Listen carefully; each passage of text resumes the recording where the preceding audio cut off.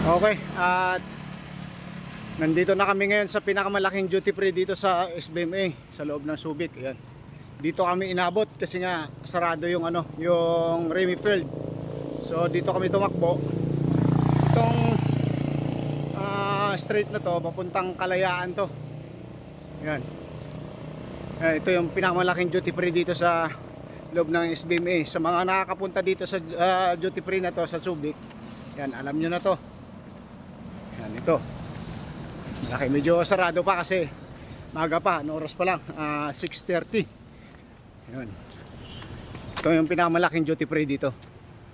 Yan, at doon yun yung papuntang Kalayaan na. At pagdating namin doon, babalik kami at paakyat na kami ng Olongapo and then Barreto.